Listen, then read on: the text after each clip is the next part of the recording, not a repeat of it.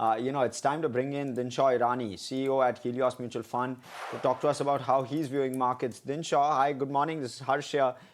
You've moved, from being pessimistic in mid caps and small caps to suddenly turning optimistic, and it's been a large time frame in terms of consolidation. We've seen 14 months of consolidation within these indices.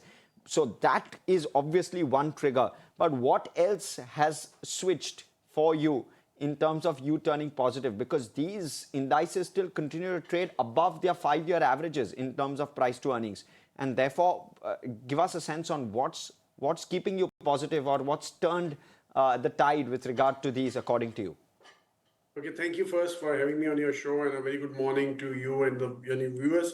So here's the thing about, by the way, midcap, we turned positive sometime in Feb of this year, and we launched our midcap fund actually when we turned positive in Feb, and finally started investing money in March for the raise, and we've seen the performance of that fund, so I will keep that aside.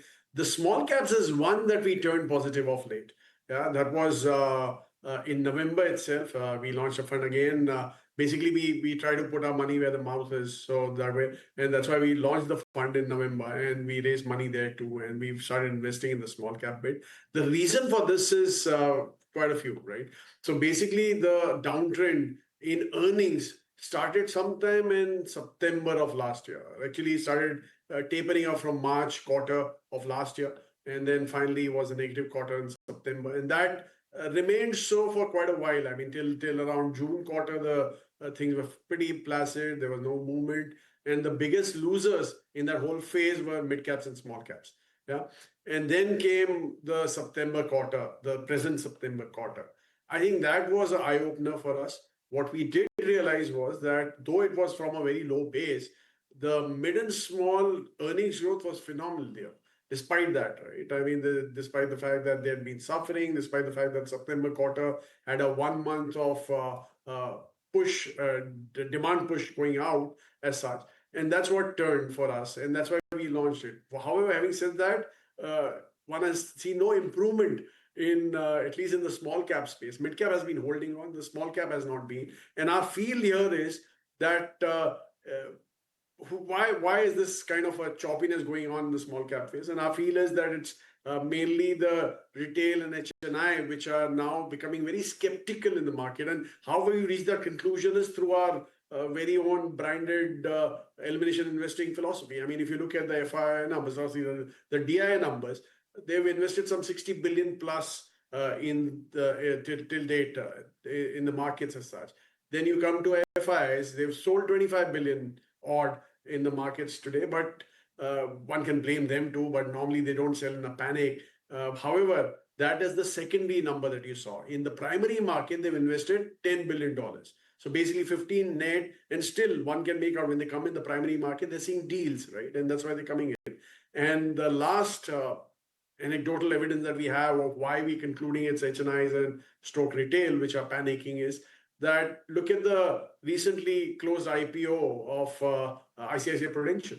The QIB got oversubscribed by 124 times. The HNI, NII rather, was just 25 times, and come to the retail was just 2 times, right? So this is what I think is creating a problem. And we've been on the road for a while because of our launch of a small cap. And we met quite a bit of retail, and they come up with excuses of US debt and yen carry trade unwinding and geopolitical tension. I mean, come on, US is not bothered about this. Japan is not bothered about it. So why are we so worried about these kind of things? But anyway, so we're hoping that things will turn around once the skepticism goes away. And probably you'll see the proof in the December quarter when the numbers come out for the earnings as such. I think quite a few frayed nerves will be set right. Okay, and Dinshaw, hi, morning. What do you make about the valuations in the market right now? And why I ask this is because we're seeing elevated valuations on one end, which is being quoted as a reason for FIIs to sell. On the flip side, FIIs are also investing in IPOs that are coming into the market with relatively high valuations. So how are you gauging the sentiment around valuations in the market right now? Actually, valuations is all a perception, right? I mean, so basically, if I tell you that one stock quotes, 2 stocks are quoting in the same P's of say 20x, forward earnings, you will not be able to conclude much even before I tell you what the earnings growth is expected to be, right, for the next few years. So if one stock goes at 20 PE with a growth rate of 20%, and the other stock is quoting at 20 PE and the growth rate of 5%, now you can conclude that the one with the 5% growth is much more expensive than the one with the 20% growth. So if you look at the earnings growth going forward, I think that's where the excitement comes in terms of the small cap and the mid cap space for us. I mean, if you look at the standalone P's, the cheapest is the large cap. I think they're quoting at P's of some 20 odd times forward earnings. The most expensive is mid caps, which is 32 times forward earnings, and then comes the small cap bucket of 25 times. But then look at the growth rates. The 20 PE large cap, which is quoting at, is having growth rates of 12 and 13%. So now your earnings EPS to growth is going to 1.7 times, right? PEG, that is price earnings to growth. And then comes the mid cap bucket, which is at 32 times, but the earnings growth there is 22 odd percent, and now it's 1.5x the gap, the PEG. And then the last one, which is the small cap, 25 times forward earnings, but growths of 22, 23% built in. So now we're talking about a 1.1 PEG. So the cheapest is a small cap space here. I think that's how you should be looking at it rather than just looking at standalone P's and concluding that they're still expensive as such. Having said that, even on the MSCI EM front, I think our P's are now at 10-year averages, 10 to 15-year averages, which is again fairly exciting. I think the whole the trigger that the FIs are waiting for is a stability of the rupee. Once that comes in, I think they'll be looking at India quite appreciably as such, because earnings growth have started coming back into fray as such. So, how much, Dinshaw, do you track FIs, and and where do you see the rupee settle? Give us a sense of that. Do you at all rely on FIIs to make investment decisions, or and are you waiting for that cycle to turn? And where do you see the rupee therefore? So, okay, I don't know about the rupee. I won't take any bets on the rupee. Wasn't expecting a 91 though. Yes. Was looking at some 89 or kind of looking at the real, but 91 was a shocker for us also. But anyway, having said that, by the way, one more thing. We have a FPI license. Our parent has a FPI license and based out of Singapore. And there we have not seen any outflows. Surprisingly, we've seen just inflows coming in as such. So I don't know what the FIs are looking at. I think basically it's the ETF which is moving out as such, and not panic selling from FIs. In fact, if anything, they've become. And in fact, by the way, there was FI buying also starting in the second quarter of this calendar year, which fizzled out after the tariff wars that took place. I mean, India was put at a 50% tariff, which was all-time high. I think that's what started the whole story for India, and they started moving out as such after that. I think one big trigger, as I said, would be the rupee stability, and the second big one would obviously be whenever the deal is signed with the US on the tariffs. I think that'll be a big one for the FIs to start coming back to India. Okay, and Dinshaw, if I remember correctly, you've been very constructive on the entire EV theme. You've shared with us earlier that you've held Ola and Ather as part of your portfolio. Do you continue to hold some of these names, and are you still constructive on this theme? Yeah, so we continue to hold, but one of the players we've realized is, excuse me, my throat. One of the players we've realized is that market share gains are not happening there. The one player is gaining market share in the EV space. The other one is losing market share. I think that's so that particular stock is in wait and watch mode. And basically, we'll be taking a call, though it's a tech company, they've brought out a lot of innovations in the battery space and stuff like that. But I think the biggest mover for that stock will be when the market share gains start happening. That's when we'll start having a relook at that stock rather than buying it now, even though the price has fallen off a bit in that space. So we remain constructive, but as I said, right now we're the second player. We're on the wait and watch.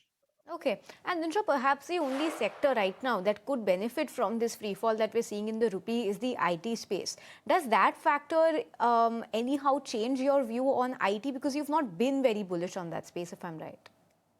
So just to burst the myth of rupee having a very positive impact on IT, please look at the margins in 2008 for IT guys when the rupee was at 40 rupees to a dollar, and look at what they are today at when the rupee is 90 to a dollar, or probably 80 average for the full year, or rather 83, 84 average for the full year.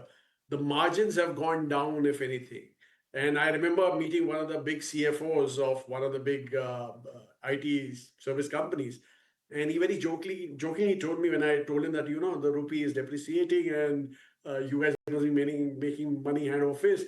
He said, look, I have a Bloomberg. My client also has a Bloomberg. He sees the rate the same as I see it. So there's no adjustment. Probably for a quarter we'll earn, but beyond that, they'll be cutting down heavily. Anyway, having said that, I think the bigger problem with IT today is the uncertainty in the US one, which is creating havoc with the discretionary spends. In fact, most of the deals which are happening in IT are cost takeaway deals. These are not high margin deals. These are basically trying to save money for your clients so you can't charge more margin there, right? So that's one. Second, I think the bigger play will be AI and how it impacts the IT space, especially the pyramid, the employee pyramid for IT, which has been the backbone for IT. I mean, that all along the margins have been managed because of that pyramid, because you have a very high base for that pyramid. There's a very large base which takes care of your offshoring work as such.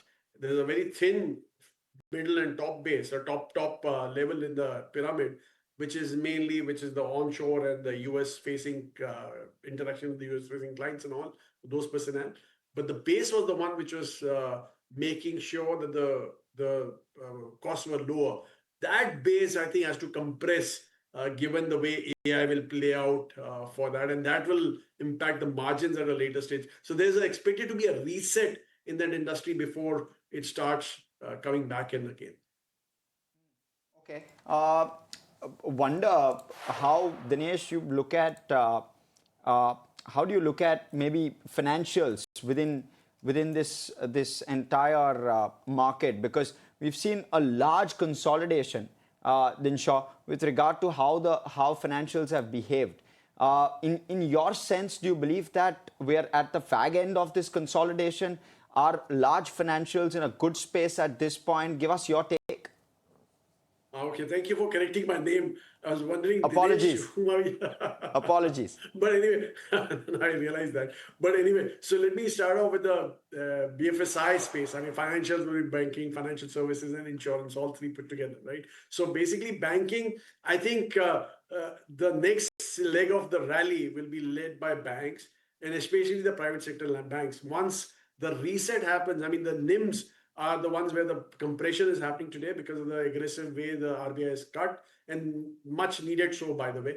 And you must have noticed that even with this aggressive cuts, the NIMs are getting impacted to an extent, and that I think will even out probably by the first quarter of next year, calendar year are we talking about now, and that will see the banks coming back into the fray and rallying as such. So and why I'm saying private sector is because these are consumer-facing banks.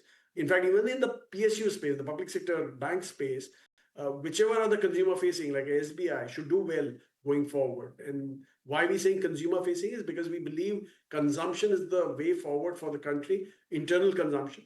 And that is what's going to drive our GDP and give employment to the base that we are building up in our space. So that's one. On the financial services, I think they've already turned around, given that their biggest issue was the liquidity in the system, where they couldn't raise money at the prices they wanted to. I think with that, with the RBI making sure that there's enough liquidity in the system and cutting interest rates, I think that is what is turning around.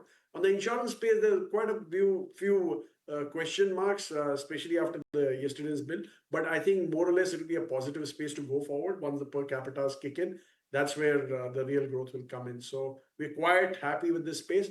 And our belief is that this is the space which will lead the leg of the rally as such in the markets. Okay. Dinshaw Irani, always a pleasure speaking with you. Thank you so much for joining us this morning and giving us that perspective. Time to move.